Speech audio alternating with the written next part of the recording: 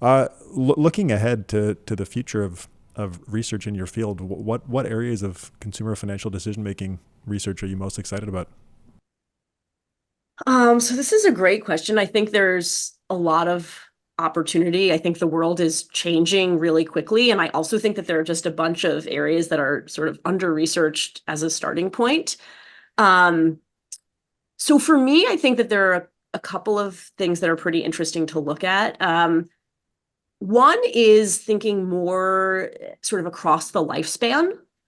And so I think there's a lot of research that's on sort of the, you know, middle-aged people making financial decisions essentially about their daily lives. So thinking about, credit cards, in some cases, mortgages, I think are probably like the financial product that gets the most attention.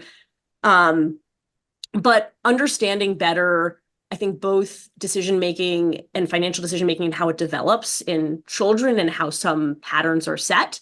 So this relates a little bit to some studies of financial literacy and sort of teaching financial literacy in high school. And I think that research has mostly been shown to be not super effective.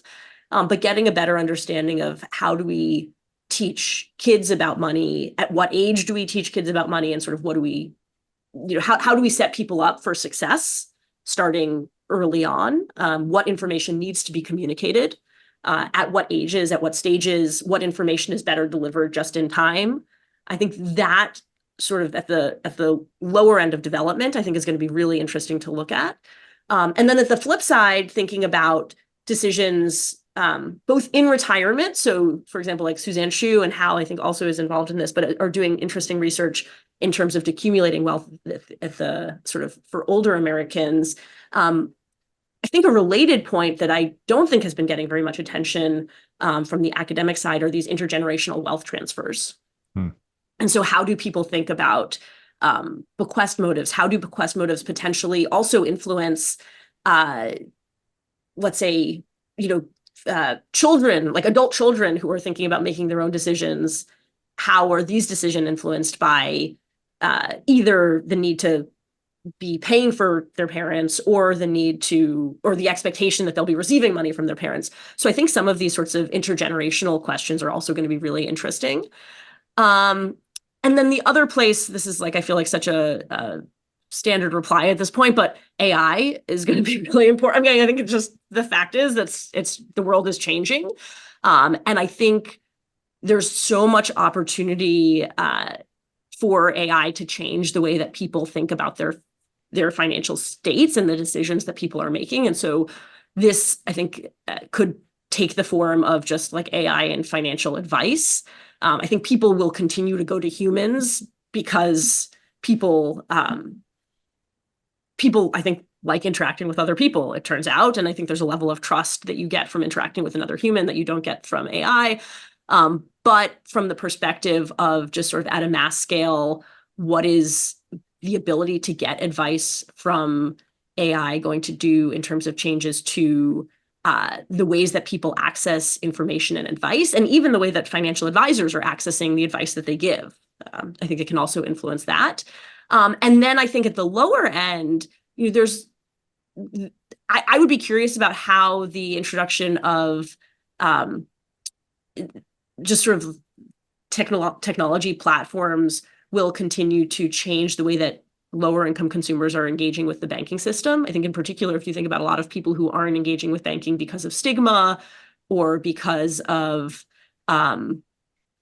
lack of like banking desert sorts of things. And so I think continuing to think about how platforms are reaching these customers will also be pretty interesting going forward for the future. So I think those are two different directions that I'm pretty interested in going forward.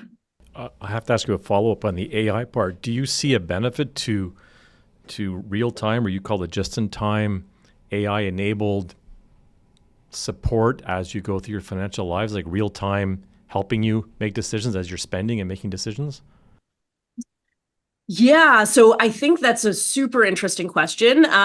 So you could think about real-time feedback as in like I'm about to buy something and a pop-up shows up on my phone and says like, are you sure you really want to buy that? Or like, did you know that you could find the same thing at another website or another store for 20% less or something like that, right? Like you could imagine that sort of real-time feedback.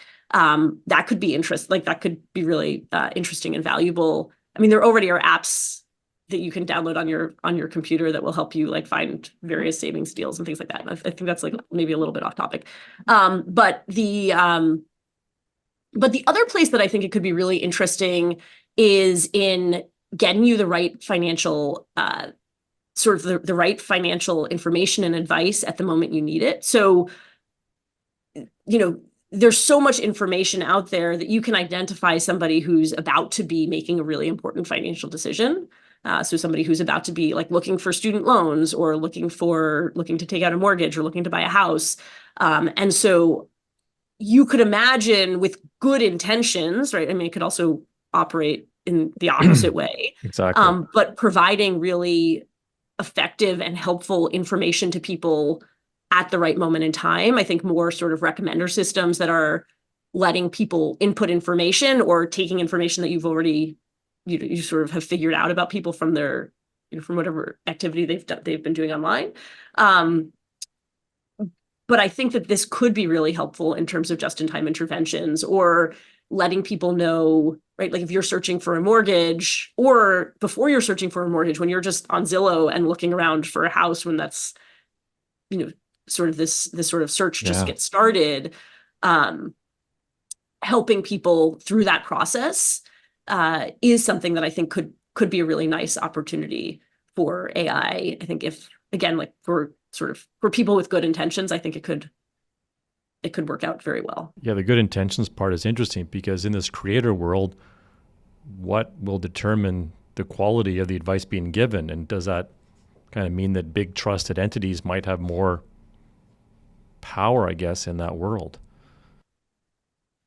I think it's interesting because big trusted powers should maybe have more power. Like if they're trusted, like that's if they've sort of have actually developed this platform of trust, that should be more helpful. I mean, I think to that point, it also leaves open this opportunity for predatory advice, where it's amazing how much fraud there is and how susceptible individuals are, and also how bad, frankly, people are at detecting fraud, and how, how frequently people click on these links. And so I think both like the fraud is becoming more sophisticated, and I think people are maybe getting better at it, but especially, older people, for example, who may not have as much experience or may not be as tech savvy, or younger people who may not have as much experience or maybe are more tech savvy but have less experience with this, that there could also be a lot of opportunity for sort of people with nefarious motives to be intervening on the system as well. So interesting. I could ask you questions all day on that.